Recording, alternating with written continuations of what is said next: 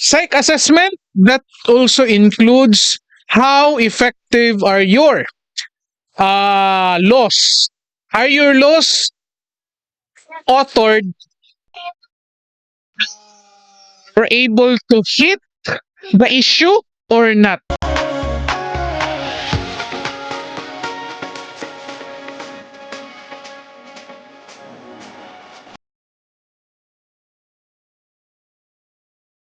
Good day, everyone, and welcome back to Psychology and Social Issues. This is Philip, and we're here again for another video, a psychology discussion, and we're going to relate another psychology topic to a social issue, especially right now. Election in the Philippines is fast approaching. Oh, sorry. I've got the wrong button. Okay, so in our last video, we've introduced the topic of psychological testing and assessment, and in that discussion, please do check the latest video, the last video I had about psychological testing and assessment. We've defined and identified some of the basic tools that you can use in psychological testing and assessment. And at the same time, we differentiated testing with assessment.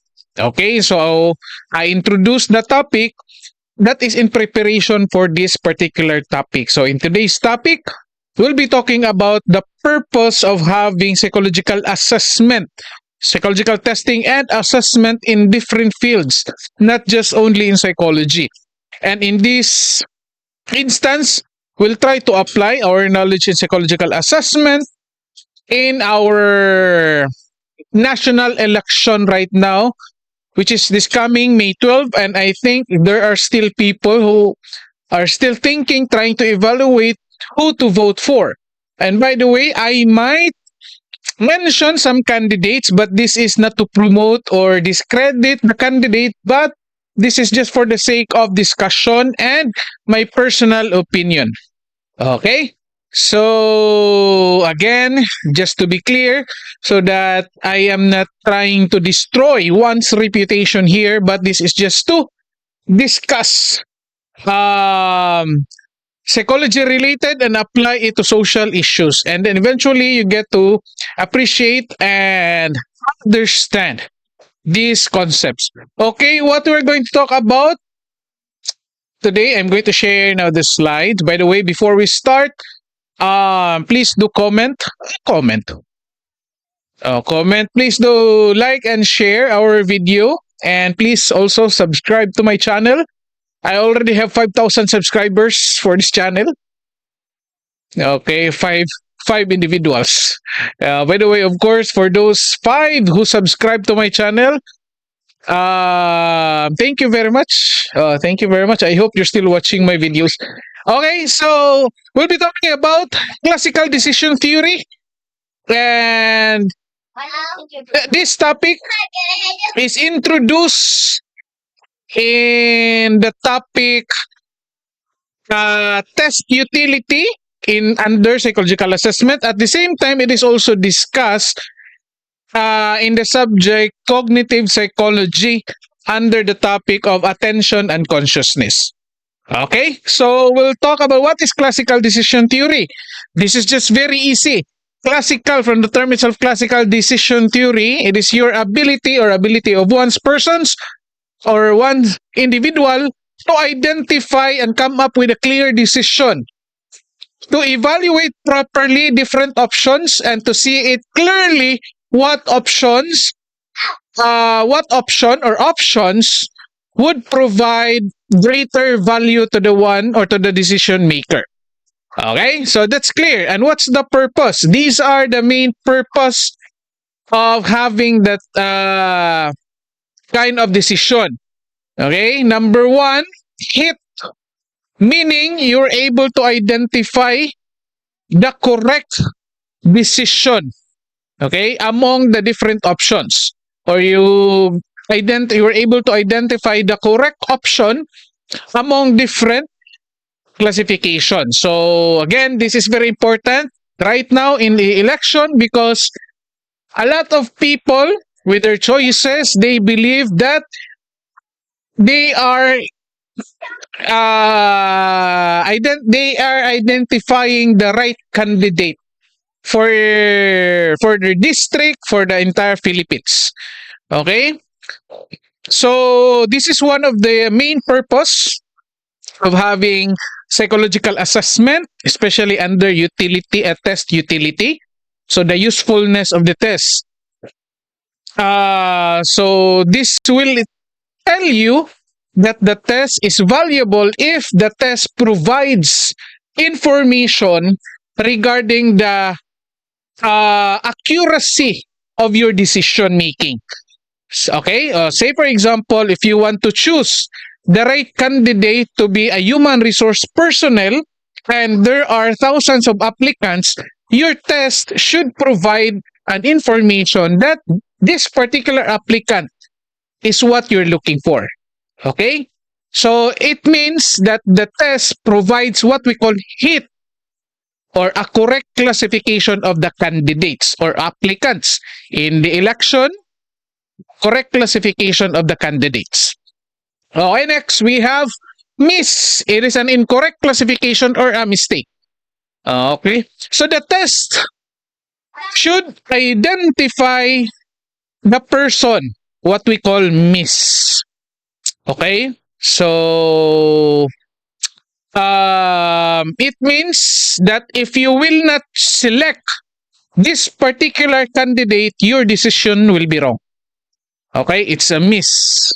And by all, of course, we cannot expect that all tests provides that information. Even quizzes of teachers, faculties, exams of teachers most likely cannot provide that information. Especially the quizzes are teachers made. They are not standardized tests. Most likely, there's a lot of mistake. Okay, I'm not saying all, ha. There's a lot. There's a higher probability of mistakes. Okay. Now there's also what we call false positive. No? It's a type of miss wherein you believe that the person has the characteristics or skills needed for a particular position. Okay, again, so for example, there are a lot of candidates right now in the election, and then a lot of people, and we believe that these candidates have several followers. So eventually we get to realize soon when these candidates will win in the election and then realize that they cannot even perform the duties. So we call it false positives, because we believe that these candidates or their voters believe that they have the qualities and the qualifications and the skills to lead, to come up with laws and to improve the society or the country. Yet eventually we realize that they cannot do it. Okay, and that's what we call false positive. Okay, so you think there is positive and yet eventually realize that they have. Okay, let me check. Let me double check if I discuss it properly.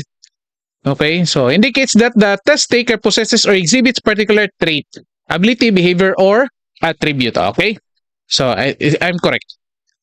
Then lastly, there's what we call false negative, a specific type of miss. It's under miss whereby an assessment tool falsely indicates that the test taker does not possess or exhibit a particular trait, ability, behavior, or attitude. Okay, this one is the reverse. It's the opposite of false positive. It's negative, of course.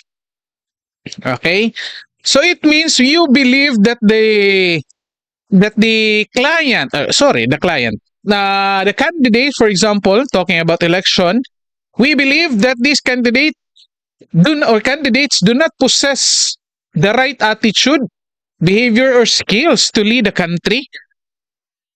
And yet, eventually, we realize that he has. Okay? However, it is very difficult for us to realize that this particular person has the ability it is very difficult for us to confirm, validate, or verify his skills, especially if the person didn't win the election, because he doesn't have, or he didn't have any chance to showcase the required ability, skills, and knowledge for that particular position he is running for. Okay? So now let's try again. As I've said, this is social issues, psychology and social issues. What is the issue right now? Social issues right now in the Philippines. Election is coming now. As I've mentioned, psychological assessment, psychological testing can be applied in various ways, not just only in psychology related fields. It can be applied in engineering, medicine, so on and so forth, including choosing, including in the election process here in the Philippines. So I am presenting this so that all of us will understand and will know what we need to do. Okay? So the question, can we use the tools mentioned in our last video, the common tools for psychological assessment and testing? We can, however, the Constitution does not require them. Like testing, like psychological testing, IQ test, EQ test, portfolio, interview. Well, we can do interview. People, they're having debates, interviews, that's okay. Okay, however, I believe they are not required to attend. That's the issue there. And what else? Again, special device to test the ability. Now, here in the Philippines, what we can do as ordinary citizens, trying to evaluate the candidates. Now, talking about the usefulness of the test is useful if it can address the issue of an organization or of the person. Okay? Now, we'll try to apply that one. Say, for example, our issue here in the Philippines, there are countless of issues. Alright? Poverty, corruption, crimes, drugs, so on and so forth. Okay? Now, you have to rank your priority. What is your what issue that you think is that a particular candidate should prioritize? Okay? So this is the reason why most of us can hardly come up with the same candidates, because there are individuals whose focus, there are voters who focus more on solving corruption. There are citizens who focus more on solving crimes, drugs, economics, so on and so forth. So that is why we can understand that we differ in our qualifications of candidates. However, again, you have to check what are your priorities. Okay? So this is the reason why, this is my opinion, President Rodrigo Duterte won now with a considerable margin, compared to his opponents. Why? During the 2016 election, PRRD focuses more on crimes and drugs, which I believe the issue has been there for how many decades? Okay? Even when I was still in elementary, that's the issue is already, the issue about drugs already there. And then PRRD, of course, with his work in Davao City, he that's the same, what you call this one, propaganda. He's saying that he will resolve drugs and crime, and that is why a lot of people voted for him. Okay? And at the same time, followed by corruption, PRRD fought corruption as well. If you notice, you cannot hear issues about corruption under PRRD. Well, there are people like in different agencies, government agencies, who had cases of corruption. That's why he was able to discover them. Okay, now right now in the coming election, right now in this coming May 12, what would be your priority? Okay, oh, now going back to, let's say, to the top 12 in the survey for senatorial candidates, I believe Bongo is the number one. Why? Because this is my own personal opinion. Because when Bongo won as a senator, and Bato de la Rosa as well, I should say, they immediately focus more on the clamor of a lot of Filipino people. What are those? Number one, access to healthcare. And Bongo address it immediately. Okay? Bato de la Rosa, for crimes and drugs, Bato de la Rosa addressed it properly with the Tokhang and the implementation of Adak, Madak, and Badak. Okay? And right now, why is it that a lot of people endorsing, so for example, again, as I mentioned earlier, this is not to discredit, this is not to promote. Okay? Why is it that Bam Aquino and Kiko Pangilinan, I believe, I would say, at some surveys, they cannot get into top 12? It is because, this is my personal opinion, right now, their advocacy is all about corruption, farmers, food security, economics. That's good, I believe, okay? However, knowing the fact that they are already there for how many terms, and yet they were not able to address this issue when they were there, that's a big question right now. Yeah, that's my concern. Okay, personally, I'm looking into them. Yet I cannot disregard the fact that these senators, former senators, were able to be there for how many terms. And in fact, in one of our videos, I presented one of the issues of Bam Aquino's focus in his laws. And what I have seen is that he focused, there were laws authored by Bam, focuses more on the advantages of some elite groups. And then, as for Kiko Pangilinan, I believe the issue was that on the juvenile law. Okay? So instead of having a good outcome because of the implementation of the juvenile law, yet it was abused by criminals. Okay, so if you notice right now, there are young kids selling illegal drugs because of that law. Okay, so and then people got mad about it. Okay, so again, if you like Kiko and Bam Aquino, there's no problem because they are aiming, their advocacy is for corruption, against corruption, food security. Well, there's nothing wrong with it. Okay, so again, psych assessment, that also includes how effective are your laws. Are your laws authored or able to hit the issue or not?